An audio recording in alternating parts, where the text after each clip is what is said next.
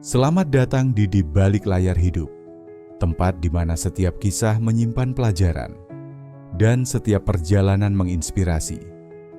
Di balik cerita-cerita sederhana, tersembunyi kekuatan, harapan, dan makna yang dalam.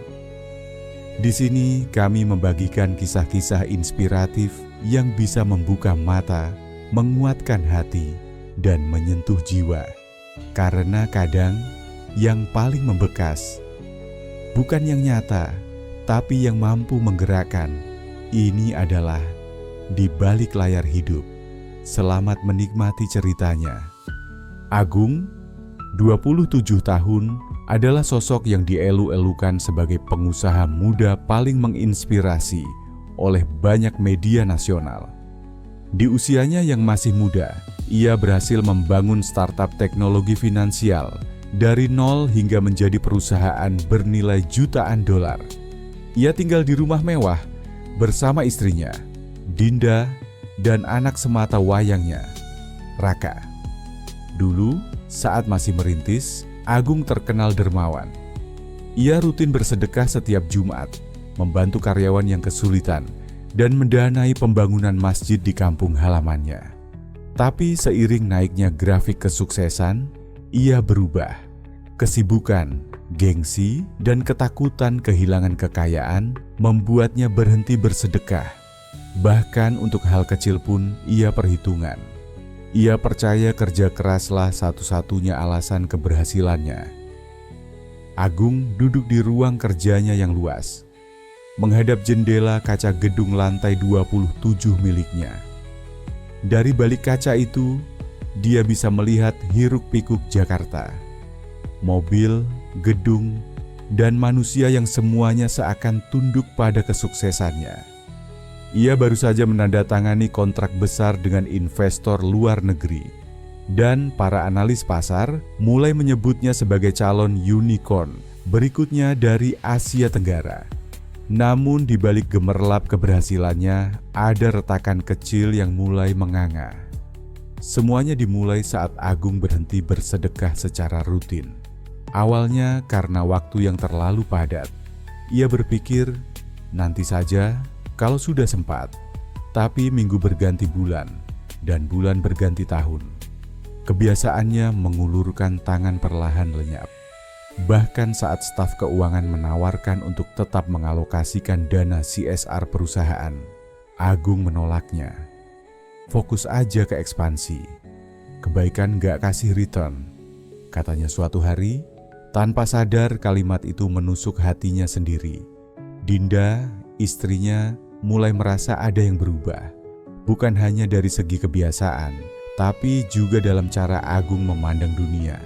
Ia mulai sering bicara soal angka, valuasi, dan efisiensi. Jarang lagi tersenyum, jarang pulang lebih awal. Semua seperti mesin.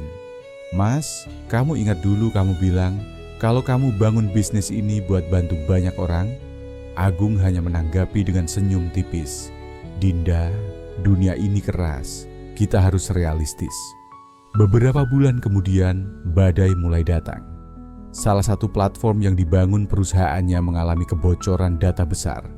Pihak regulator turun tangan. Klien besar membatalkan kontrak. Saham perusahaan jatuh drastis. Agung mulai panik. Tapi ia masih mencoba mempertahankan citra tenang. Yang lebih buruk lagi, CFO perusahaannya, teman kuliah yang selama ini dia percaya, ternyata diam-diam memindahkan aset perusahaan ke rekening pribadi dan memulai startup pesaing. Agung merasa dikhianati, tapi tak bisa membuktikannya secara hukum karena semua celah legal telah ditutup rapi. Media sosial mulai menggigit.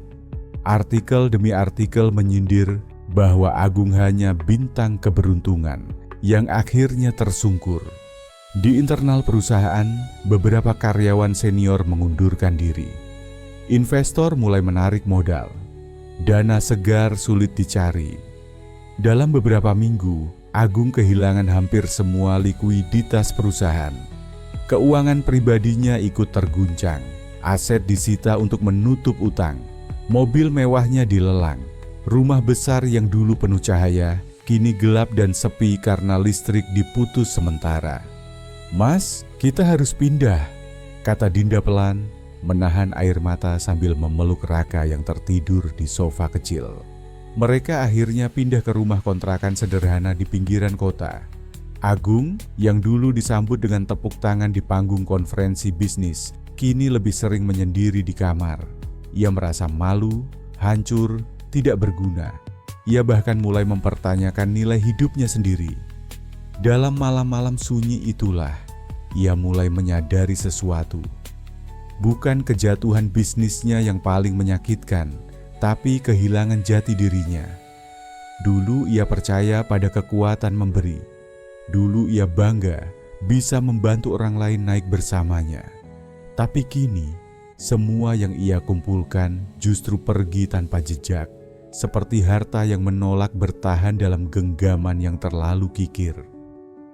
Malam itu hujan turun deras. Langit gelap, petir sesekali menyambar, seolah ikut melukiskan kekacauan batin Agung. Di rumah kontrakan kecil berukuran 60 meter persegi, ia duduk sendirian di teras, mengenakan jaket lusuh, rokok menyala di tangan, dan kopi hitam di cangkir yang sudah retak di pinggirnya. Pikirannya kosong. Ia hanya memandangi tetesan air hujan yang membasahi jalanan tanah di depan rumah. Rumah tetangganya gelap. Kota sudah tertidur. Tapi dalam kepalanya semuanya gaduh. "Gua ini siapa sekarang?" gumamnya. Dulu orang memanggilnya visioner. Sekarang bahkan tak ada yang mengangkat teleponnya. Di dalam rumah, Dinda sedang menidurkan Raka. Ia tahu suaminya sedang diambang.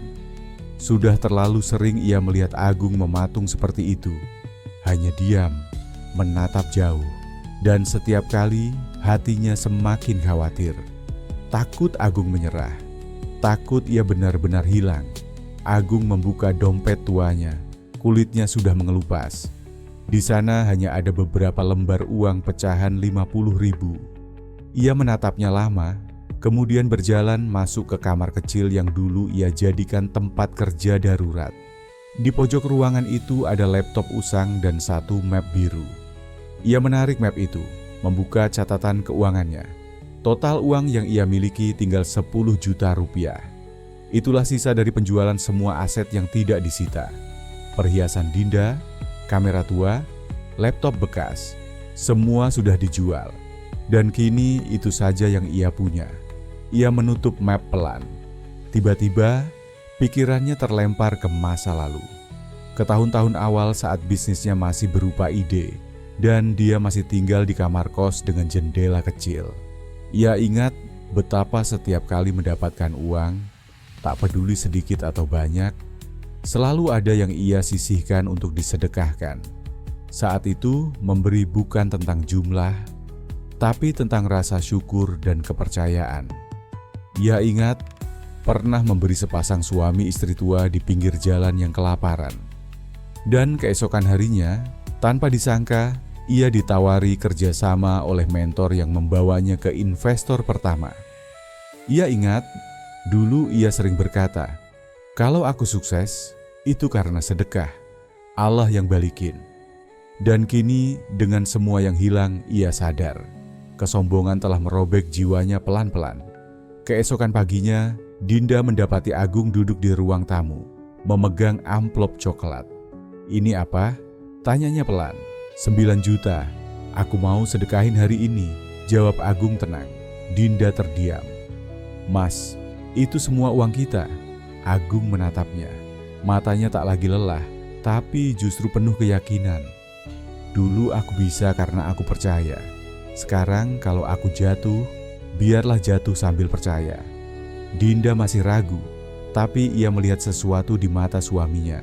Sesuatu yang sudah lama hilang. Ketulusan. Ia hanya mengangguk pelan. "Aku ikut ya." Mereka pergi ke sebuah yayasan kecil di dekat masjid tua yang mengurus anak-anak jalanan. Pengurusnya terkejut saat Agung menyerahkan amplop itu. Mereka mengenal wajahnya, meski kini tak seperti yang dulu tampil di layar TV. "Mas Agung?" tanya salah satu pengurus. "Apa benar ini dari Mas langsung?" Agung hanya tersenyum. "Buat adik-adik, doakan saya bisa mulai dari nol lagi." Setelah itu, mereka berjalan pulang. Tak ada perubahan seketika. Langit masih mendung. Jalanan tetap becek. Tapi di dada Agung, terasa lega yang belum pernah ia rasakan selama berbulan-bulan. Seperti beban ribuan kilo mendadak terangkat. Malam harinya, sebuah email masuk. Dari alamat asing. Subjeknya, "Let's talk about a new project." Agung membuka email itu. Pengirimnya adalah Arvin, seorang pengusaha sosial dari India yang pernah ia bantu 5 tahun lalu tanpa imbalan. Ternyata Arvin mengikuti kisah kebangkrutan Agung dan kini ingin mengajaknya bergabung membangun sistem keuangan mikro digital untuk masyarakat miskin di Asia. Agung terdiam membaca email itu. Ia menatap ke langit-langit rumah kontrakannya, lalu menutup laptop. "Terima kasih Tuhan," bisiknya. Hari-hari setelah email dari Arvin datang terasa berbeda. Meskipun Agung belum menerima bantuan material apapun, namun semangatnya telah kembali. Ia bangun pagi dengan niat. Wajahnya tak lagi muram. Dinda melihat suaminya kembali seperti dulu. Penuh api kecil di matanya, bukan karena uang, tapi karena makna. Arvin mengundangnya ke New Delhi untuk membahas proyek besar, pengembangan platform keuangan mikro untuk masyarakat lapisan terbawah, petani kecil, buruh harian, dan keluarga prasejahtera di pedesaan Asia. Agung yang dulu membangun teknologi finansial untuk kelas menengah, kini ditantang membangunnya dari hati, bukan sekadar otak. Dengan sisa 1 juta rupiah, Agung bahkan tak mampu beli tiket ke luar negeri. Tapi Arvin menanggung semua biaya perjalanan. Agung dan Dinda hanya bisa tertawa kecil. "Sedekah itu benar-benar muter cepat ya mas," gumam Dinda sambil mengepak koper tua peninggalan orang tuanya. Di Delhi, Agung disambut seperti saudara lama. Ia tidak diundang ke ruangan-ruangan mewah dengan pelayan berseragam. Ia diajak duduk di teras rumah sederhana, makan kari sayur dan roti chapati bersama para pemimpin komunitas. Disinilah Agung kembali merasa hidup. Ia mengenal para ibu yang tak punya KTP, tapi menghidupi 3 anak. Ia mendengar cerita petani yang tak mampu menjual hasil panen karena tak punya akses pinjaman. Ia menyerap semuanya dan mulai merancang ulang sistem digital yang pernah ia bangun. Bukan untuk mengejar valuasi miliaran dolar, tapi untuk menciptakan keadilan yang nyata. Selama berbulan-bulan, Agung tinggal berpindah-pindah. Dari India ke Bangladesh, lalu ke pedalaman Kalimantan dan desa di Nusa Tenggara Timur. Ia bekerja dari bawah, dari lapangan, dari hati yang kembali bersih.